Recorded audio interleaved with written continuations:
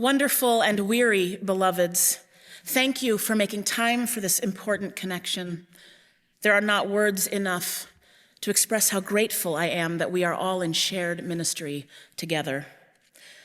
These are days when community is our rallying point, and our connections to one another are both our protection and our strength. So it is good to be together. This is the first time that we are trying this format to offer a state of the association meant to update you on the work of your UUA, invite you into further collaboration, and offer the kind of transparency that is required for all of us to hold the heart of the faith together. Since this vehicle cannot hold all of our intentions, we will be following up with a time for conversation in the near future, while also acknowledging that many of us are wrapped up in the life-saving work of community response and neighbor care in these days, and in need of nourishing touch points and rest. So my first ask of you is for grace. Know that our intent is to engage as many of the many needs and questions present among us as is possible, holding a spirit of invitation to dialogue and relationship going forward. So from the beginning of my conversation with you and with our living tradition about what it might mean for me to serve as president of your UUA, I named a commitment to shared leadership, to community care. During the campaign in 2023, we spoke together in a number of focus groups about what it might mean to face an unknown future together. In those conversations, we often landed on our love of this faith and our investment in all that it might yet bring to this torn yet beautiful world. So in that spirit, we began this collaboration, and in that spirit, I pray we continue. At the UU Ministers Association Institute for Learning and Ministry this winter, some of our beloveds had the opportunity to engage Ann Snyder's writing on the institutions of tomorrow, where she carefully and kindly tells us not only that institutions of all types are experiencing attacks from the outside that leave them on the defensive, shielding themselves against narratives condemning their missions and their worth, but that trust in institutions has been eroding for decades. Yet we are a people who inherit the wisdom of James Luther Adams when he reminds us of our responsibility to participate in the associations that define and redefine the actual situation, in the associations that give utterance and body to prophetic protest and to social change or social stability. In short, to participate in the associations that contribute to the very shaping of history. Adams argued that our voluntary associations, the freely chosen institutions that we support in our lifetimes, allow us to fully live into our shared values. They are the instrument by which we align ourselves with that which gives greater meaning to our lives. Ann Snyder's writing in the Comment magazine insists that an institution, rightly understood, is a living tradition, a patterned form of human relationship that binds freedom to purpose, memory to responsibility. To think institutionally is to remember that we inherit before we innovate, that we hold something in sacred trust. This is the kind of wisdom I'm referring to when I prioritize the knowledge that we hold the heart of this faith together.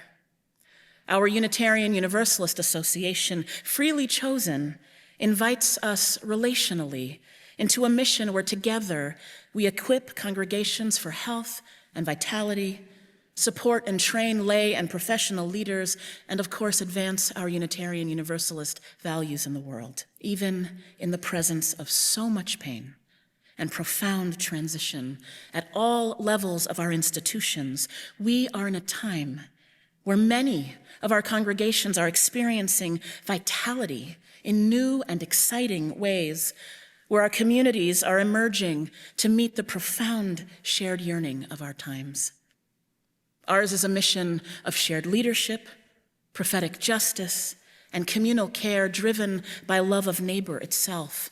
We are a people who show up, warriors for love and justice in the world, and we do not back down. Not in the face of rising tyranny, nor in the suggestion that individualism is somehow enough, or that we could do better without the covenant that has long held us together in common cause. So how might we think institutionally together?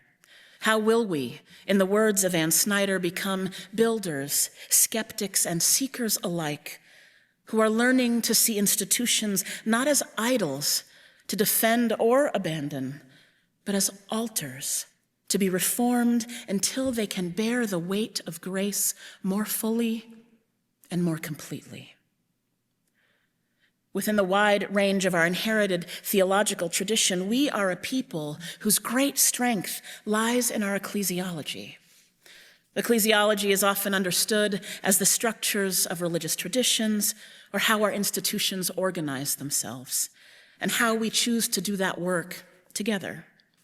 In our non-doctrinal covenantal context, I'm struck by our understanding of the power and responsibility of religious community and how that call to mission in both our congregations and aligned institutions, as well as the UUA itself, centers us in our core values and our sense of responsibility to one another in everyday, faithful living. I think it also offers us a unifying strength. Together, we are a manifestation of the covenant of our living tradition, born of the interconnection between and among us all.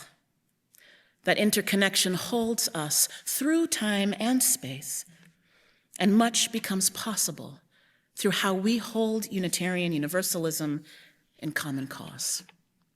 As one final point of context, I think it's important to note that our association has faced waves of crisis for the better part of a decade, from internal crisis in 2017 to the pandemic in 2020 and the crashing forces of Trump 2 in 2025 and continuing. For almost 10 years, we have been rallying to adapt not only to our own changing realities, but to the changing realities of the world around us. In that larger context, it stands to reason that so many things are in flux. We have many systems that have been re-examined in that time, and many more that still need re-examination. Some of the ways that the UUA functions are in need of full reimagination, even the long work of taking apart and putting back together systems that we have known before. I know, beloveds, I know that such times of re-examination and reconstruction are challenging for all of us, served by and in service to these very same systems.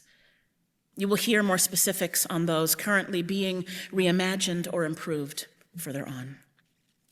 First, I want to thank so many leaders, both religious professionals and dedicated lay leaders, who for 10 years and more have held us in the midst of these crises for their faithfulness, for their courage.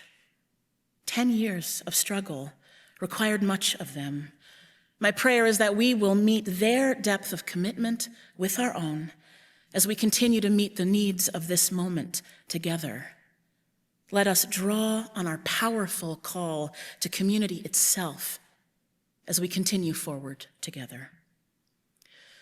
Now, amidst the complexity, there is good news about the state of our association, including renewed work in coalition with other religious institutions as we reclaim our place in the public religious landscape. There can be no question that there is a struggle in this nation over the values by which we make difficult choices and conduct ourselves as a people. We experienced a softening of religious coalition during the early quarantine years of COVID. Many religious movements and denominations turned their attention within to care for their own members. Reconnecting with religious leaders and working in relationship with other religious traditions in these times of upheaval creates effective opportunities to bear witness to our own moral position as a faith in the public square. Meaningful examples include our 2025 celebration of OWL's 25th anniversary, offering 2.5 decades of groundbreaking, developmentally appropriate, lifespan sexuality education done in partnership with the United Church of Christ. We are not only celebrating this anniversary, we signed a renewed memorandum of understanding that invests in the content and the resources of this program and commits us to collaborative, ongoing development of OWL and training for OWL's leaders and trainers into the future. It has been a year now since the UUA signed on to a multi-faith lawsuit challenging ICE's sensitive locations policy, joining almost 30 multi-faith partners in making a First Amendment argument to restore protections for churches, schools, hospitals, libraries, and more from ICE activities. Beloveds, we have seen the horrific impact of ICE incursions on these spaces as our neighbors feel the need to keep their children home, to avoid needed health and faith support in fear of violence and deportation. That lawsuit remains in process, impactful primarily because we chose not to go it alone, but instead in coalition with faith partners across the country. This past November, we were proud to take the lead on a letter signed by 12 heads of major American religious traditions in calling for the love, support, protection of our transgender, intersex, and non-binary kin in response to targeted attacks by the current administration. The connections made through that organizing have remained strong as we build on the powerful network of our UUA's organizing strategy team in doing interfaith circles to train leaders, build resources, and resist the immoral and unconstitutional actions of ICE. Our profound thanks and prayers for the safety and justice of all continue for all of our colleagues serving in states targeted by ICE, with gratitude for the partnership and organizing in coalition for the safety of all. Moving forward toward the 2026 election season and beyond, we also celebrate the profound commitment to ignite solidarity and reimagine democracy taking shape from UU the Vote. We're in a new place right now. It is no longer enough for UU the Vote to function primarily as voter education and mobilization. Instead, we have embraced a fundamental reorganizing of our efforts for the protection and reimagination of democracy itself. It will indeed take all of us within, among, and beyond the bounds of Unitarian Universalism itself to do this work. Our congregations and affiliated communities are also showing up in multi-faith coalitions in beautiful, powerful ways. I'm thinking of our beloveds with the Texas UU Justice Ministry, who joined together with faith leaders from all over the state in prayerful solidarity with children and parents protesting from within the Immigration Detention Center in Dilley, Texas. We know that it matters for us to keep showing up, not solely in response to the needs of our surrounding communities, and not only in our commitments to partnership and followership in religious coalition. We must continue to show up boldly, unapologetically in our UU identity, clearly proclaiming Unitarian Universalism as a religious tradition in this country with a powerful moral voice, particularly when we seek to counter the deadly narratives of white Christian nationalism. Showing up as our full, faithful selves, we also acknowledge our deeply religious commitment to our values and to repair. I want you to know that your UUA is in the early stages of exploring how best to enter into the reparations movement, with more information forthcoming on essential next steps. We are also working diligently to move the climate justice recommendations shared during General Assembly in 2025 from recommendations to full commitments in ways that empower the entire UU ecosystem's participation. These are not promises that your UUA makes alone, but promises we must all make to and with one another at every level of our faith. Both of these ongoing pieces of work seek to own historic harms and to move faithfully forward. We know that some of our congregations are already beautifully involved in the work, including the Bellingham UU Fellowship in Washington, who have worked with Justice Washington to promote education and action regarding land back and treaty rights. We humbly follow your lead as we work to help all of our congregations and communities join in these shared commitments.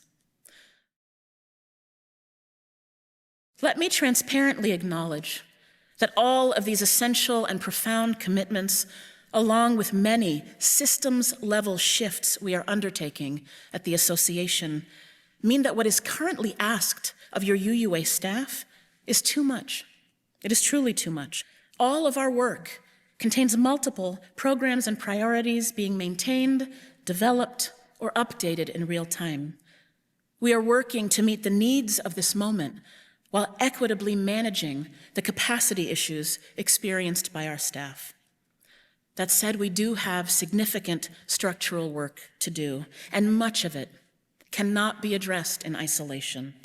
The systems impact one another, and addressing them requires the re-examination of large, cross-cutting segments of our institutional systems at the same time. So in this time of enormous tumult and possibility, I remain convinced that mine is a developmental presidency. This might be true for all heads of religious traditions in these times. It is honestly likely true for all of you, leading congregations, communities, and institutions as well. Much of this work represents a deep commitment on all of our parts to build toward the next stages. So to that end, we have been improving the structures and organizational systems that have been holding us, some of them since merger, a reminder that was 1961, including our financial operations, our internal accountability mechanisms, and our communications infrastructure. We are working to improve the systems that sustain our faith. And as any of you who are doing similar work to sustain and transform your congregations and communities surely know, it is literally too much, and it is all essential. So the blessing is that none of us holds this work alone, and the truth is that we need your help. In order to hold our living tradition faithfully together, I have an ask of all of you. We need you to be in this time of institutional transition alongside us at the UUA. We need to know that this work is ours to share across the whole ecosystem of this faith. We need you to respond, to engage when we ask for constituent input on transitional work within the UUA itself, and we deeply, truly need you to prioritize faithful and full giving to the annual program fund ask from your UUA. This is your community's annual financial contribution to our national body that amplifies the faith and makes transformation possible in all of our congregations. Let us continue to be partners with each other in this time of system-wide and societal change. So please, continue to serve nationally in all the ways that you do, and hold us with some grace when the processes we are engaging take longer than all of us might wish. We are working to implement systems that meet our needs now, yes, but also into the future. Some of them have not been significantly updated in a decade or more, and it takes time to do this work accountably and well. So how do we undertake this work in partnership, in deep relationship? Meet the Moment, which I hope you've heard of, is our movement-wide framework helping Unitarian Universalists analyze, discern, and take values-driven action in response to today's religious, cultural, generational, and political realities. This framework is useful not just for congregations or communities, but for the UUA itself, where we will never ask you to do strategic work if we are not brave enough to commit to the same work ourselves. Meet the Moment is also a place of deep connection with UUs who have wisdom to share about a wide range of needs and hopes for the faith going forward. Many of you have asked to hear some about the early wisdom from our first round of wave cohorts that are just now coming to a close. Among other things, these early cohorts have informed our risk management work. They've encouraged expansion of gatherings for solidarity and support among trans, non-binary, and gender-diverse UUs, and they've surfaced potential new models for congregational administration. Our early cohorts have also made clear that we don't always need to do more. Instead, we have to make what we already do accessible and meaningful in the day-to-day support of congregational and community life. We hear you. It takes time to gather and collate this good work that our wave cohorts are already doing, but we want to be sure you know that your collective wisdom is not being left to collect dust on a shelf. This input from our congregational leaders of all kinds holds a central priority and is treated as a source of knowledge production going forward. My ask of all of you is that you do your best to stay informed about Meet the Moment as best you can. It is not my moment to meet alone, nor yours alone, but ours together. I would ask you to come to programming, to updates at this year's General Assembly. Think about whether there is an area in our UU ecosystem where you have expertise to share, and think about getting involved. That way we can continue to hold this work collectively, and it can be informed by all that you know. And I already told you that many areas of the UUA's ministry are focused on development and reconstruction of systems that are in need of our attention, and I cannot engage updates on the program areas of the UUA without centering youth, emerging adults, and family ministry. The vision for the future of youth and emerging adult ministry is just beginning to become clearer, knowing that we need to strengthen the containers for this ministry at the congregational and local levels in order to ground ourselves for more strategic thinking about the future. While a lot remains in transition, I want to lift several recent successes in this area, all centered in the knowledge that spiritual development is the work of the whole church.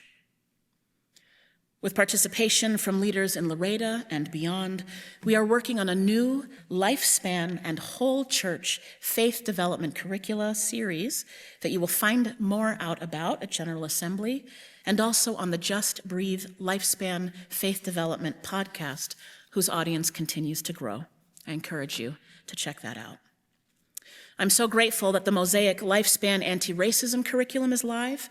This long-term project, created in response to the Commission on Institutional Changes report, Widening the Circle of Concern, has resources for various age groups, K through adult, that are relevant to the aims of faith development for each age range, as well as to our growing understanding of the best practices and justice-centered language that arises out of BIPOC movements to decolonize and decenter whiteness.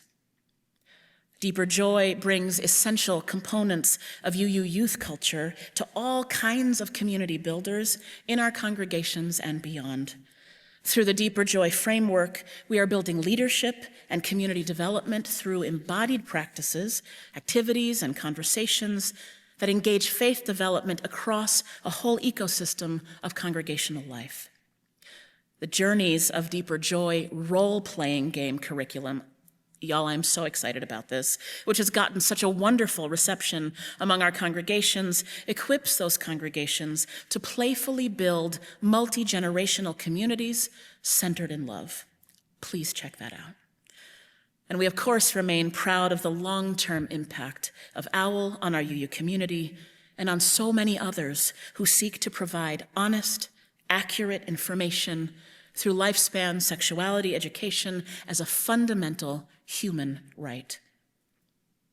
Recently, our staff have worked faithfully to develop a beautiful and inclusive new set of visual teaching tools as part of the sexuality and our faith component of the middle school OWL curriculum.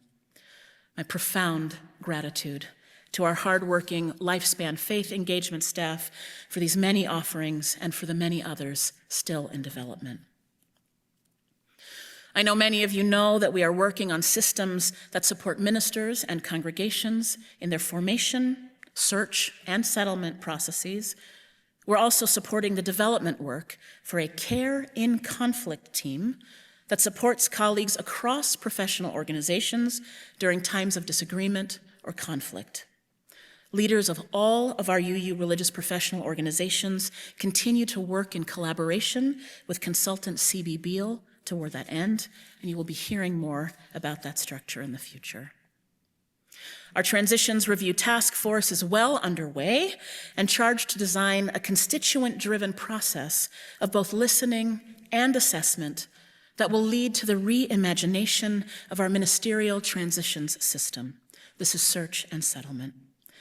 This process will bear witness to and collect stories from those who have engaged with, and in many cases been harmed by, the UUA's transitions practices and policies, including making recommendations for any needed reparations. It will holistically address the current realities, challenges, and needs for ministerial transitions, and in collaboration with UUA staff, make recommendations about needed shifts in approach and practice for the future. The Widening the Pathway process, which seeks to do similar work around questions of ministerial formation and training, continues to build on a preliminary stakeholders meeting that was held last May. Its task force that will work in collaboration with your UUA staff to initiate a renewed, long-term effort toward removing systemic barriers and advancing equity in UU ministerial formation and credentialing is in the final stages of preparation and will soon begin its long-term work. I want to acknowledge that these two significant pieces primarily impact ministers and the congregations they collaborate with or serve. The UUA remains deeply committed to the support and relationships with all of our religious professional groups.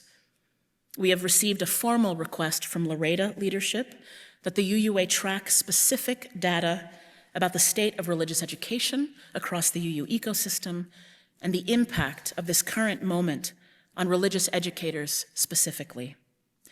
We are actively working with Laredo to create the necessary structures to gather this vital information and to collaborate on strategies to address the realities that the data reflects.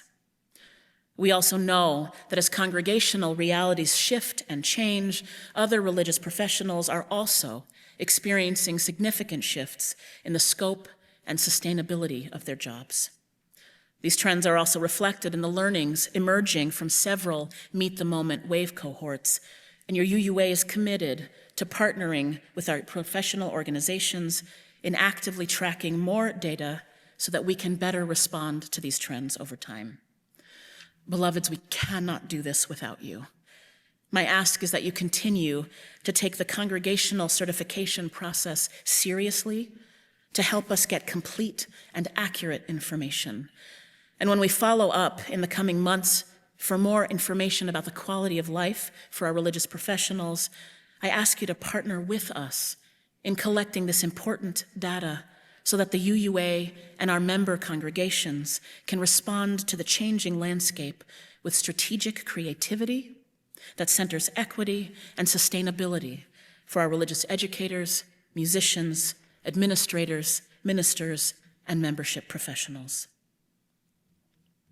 Before I shift to the finances of the UUA, which impact all of us and are a central part of our commitment to institutional responsibility and best practices, I want to also remind you that your UUA has been working on risk management and monitoring around the safety of our congregations and their leaders since before the most recent presidential election. I commend to you our Community Resilience Hub that you can find online, and particularly our resources on safety and security in troubled times. We have increased our support for leaders and congregations in times of targeted risk across multiple staff teams, including congregational life, our organizing strategy team, and public relations. The essential message is this: when your ministry or your congregation is threatened or uniquely at risk, you do not need to go it alone. And reaching for the UUA's partnership earlier rather than later is always the best approach. If you find yourself wondering whether to call us, that's enough. Please call. We are with you in these days and always. Now to the money, to the financial underpinnings of our faith and the association, which is a ministry and a conversation we should never be ashamed or hesitant to share. This is a cultural thing for us as UUs. We have to get better at talking about finances together. Now, while I know that many of our congregations and institutions are experiencing increases in their financial resources due to generous donations in response to this current moment, many are also having to prioritize and evaluate their programs and offerings based on reductions in giving. This includes your UUA.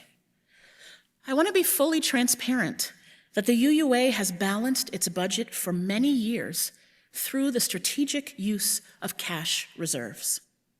We, like many of you, are in a multi-year process to align our budget with our ongoing resources.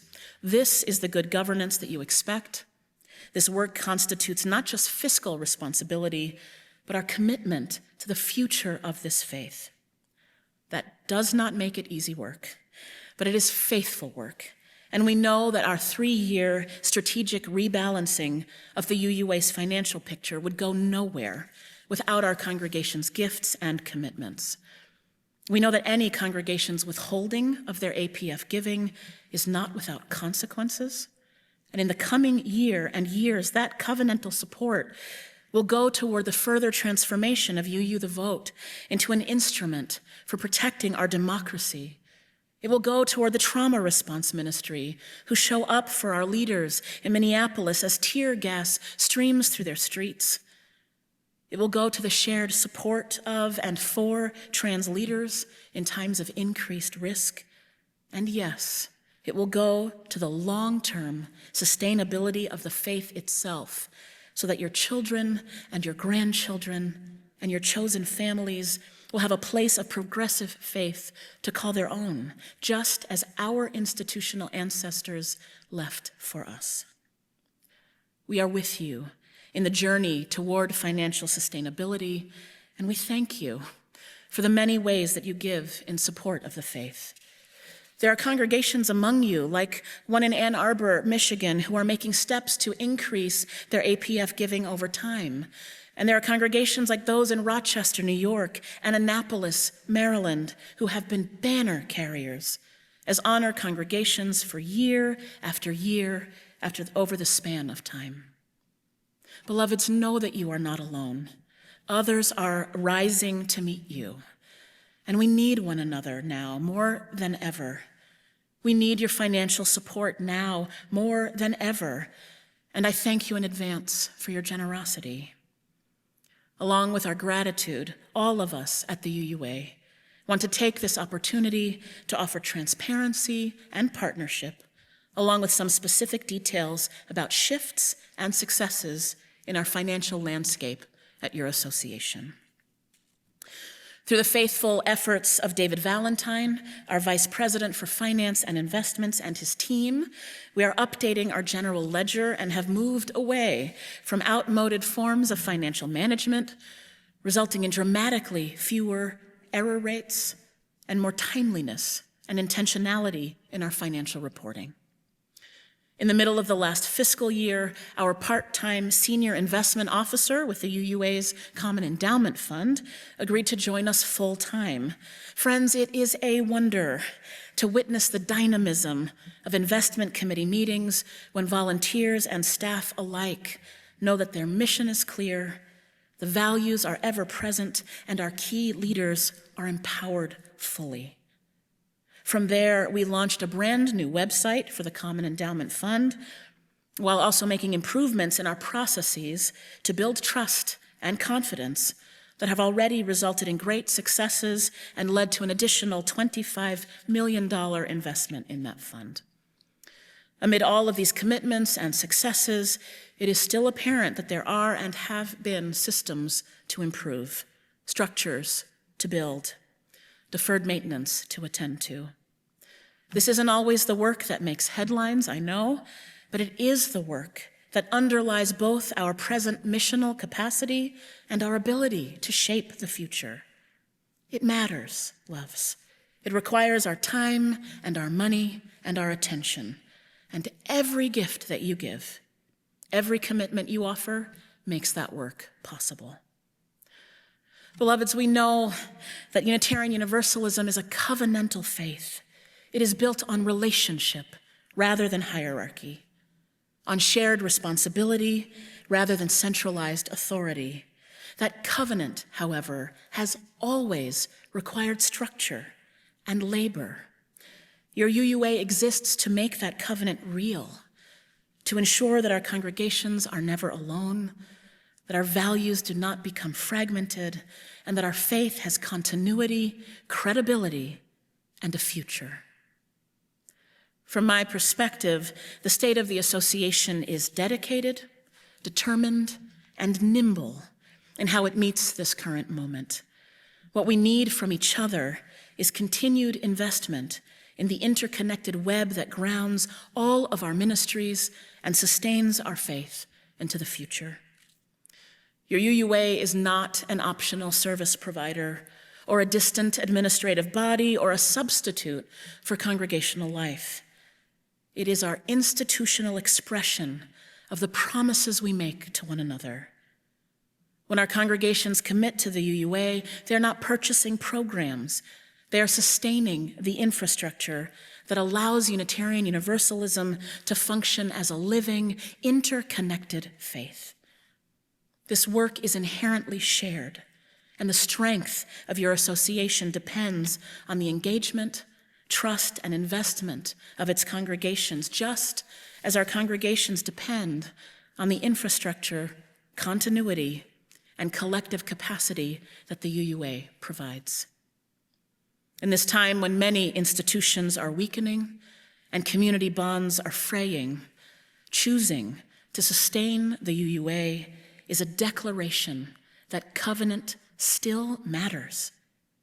We ask you lovingly to prioritize that essential investment in the heart of our shared faith through your engagement and your giving.